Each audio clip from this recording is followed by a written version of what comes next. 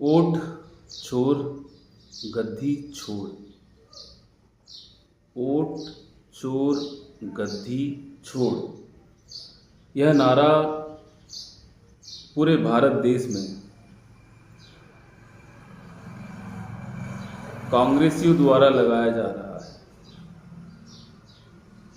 ओट चोर गद्दी छोड़ सीधा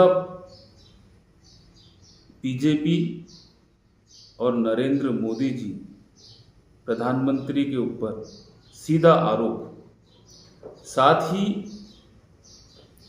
सीधा आरोप चुनाव आयोग पर वोट की हेराफेरी करने का।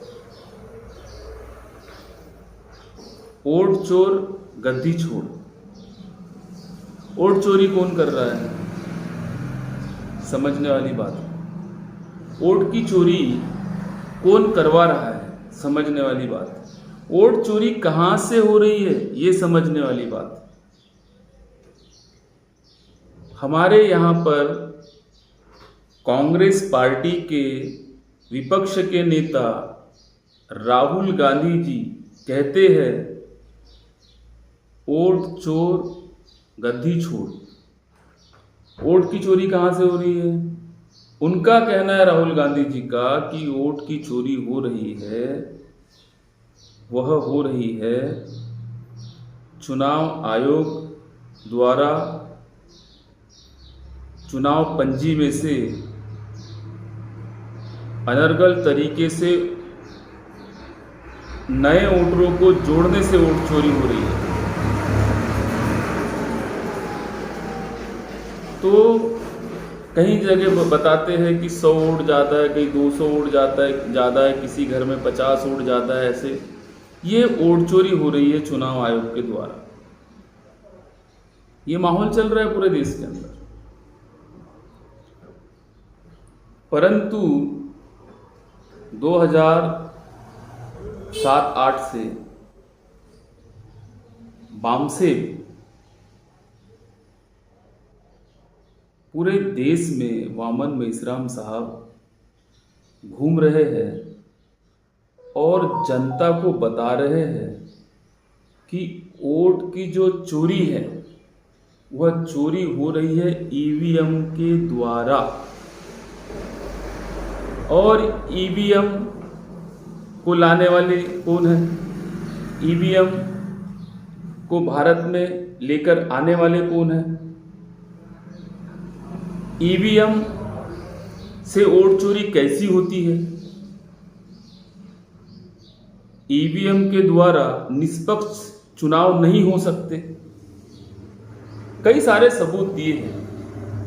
और ईवीएम के खिलाफ कोर्ट में भी याचिका लगाकर ईवीएम को बंद करने के लिए प्रयासरत रहे हैं। अभी भी ईवीएम के खिलाफ सुनवाई चल रही है। परंतु जो ईवीएम चोरी करती है, आज राहुल गांधी ईवीएम का नाम नहीं ले रहे, जहां से चोरी हो रही है वोटर लिस्ट में से नाम ज्यादा करना, कम करना, अधिक हो जाना, यह तो परेशानी है ही है। परंतु इसके साथ जिस मशीन के द्वारा वोट चोरी होता है, हारा वाला प्रत्याशी जीत जाता है, जीता वाला प्रत्याशी हार जाता है, तो ये कैसे होता है? ये तो ईवीएम के द्वारा होता है। तो देश को गुमराह करने का जो काम आज चल रहा है निरंतर, कांग्रेस पार्टी हो या बीजेपी की पार्टी हो। कांसीराम साहब ने कहा था एक सांपनाथ है तो एक नागनाथ है। समय समय पर सत्ता परिवर्तन होती है, परंतु जो व्यवस्था इन्होंने बना के रखी है वो व्यवस्था परिवर्तन नहीं हो पा रही है। इसीलिए बेखौफ तरीके से यह लोग पहले ही, बीजेपी और कांग्रेस के लोग बताते हैं कि हम इतनी सीटें यहां से जीत कर आ जाएंगे।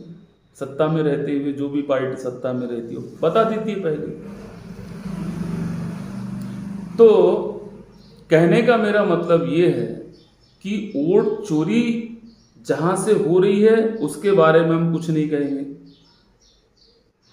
वोट चोरी जहां से हो रही है उसको बंद करने के लिए नहीं कहेंगे, ये कांग्रेस ही कहते हैं। वो पूरे देश की जनता को बरगलाने का काम हो रहा है, पूरे देश की जनता के साथ में खिलवाड़ हो रहा है।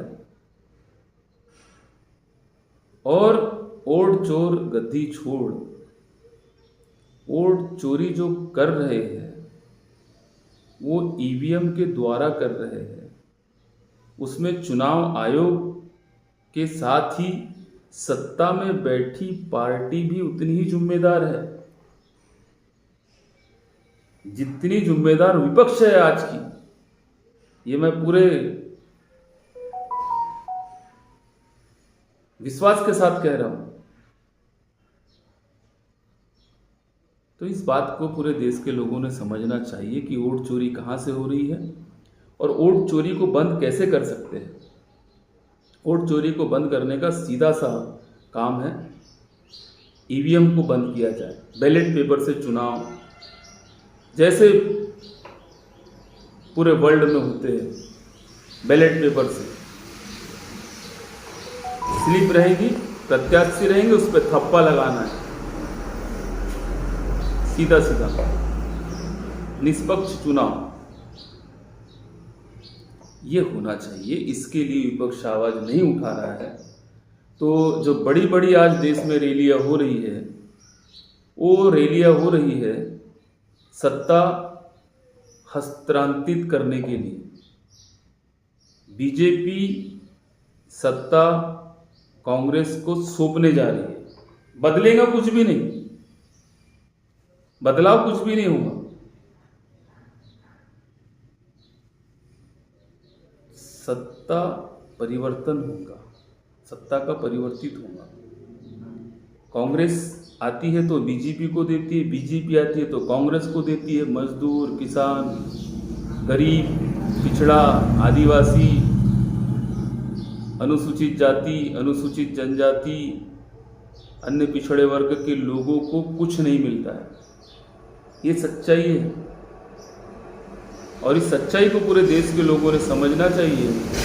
यही मेरा वीडियो बनाने का आज छोटा सा प्रयास है। निश्चित तौर पर अगर आपको यह सच्चाई लग रही है तो सच्चाई के लिए इस वीडियो को पूरे लोगों तक फैलाने का काम करें, लोगों को जगाने का काम करें।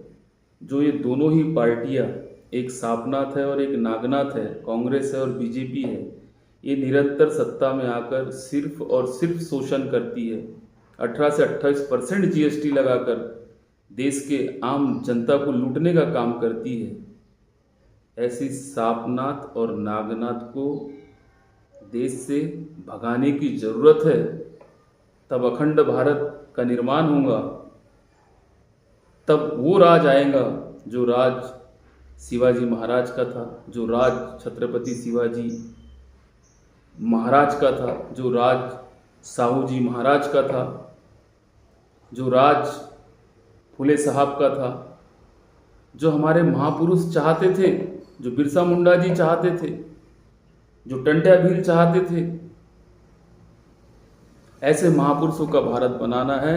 जो बाबा साहब चाहते थे कि एक समृद्ध सुखी भारत बने, ऐसा भारत बनाना है। तो साथियों, निश्चित तौर पर हम लोगों को बुद्धिमान होना पड़ेगा, तर्क वितर्क करना पड़ेगा, तब इस भारत को हम एक मजबूत राष्ट्र बना सकते हैं। जय मूल निवासी, सेवा जोहार, जय संविधान, जय भारत।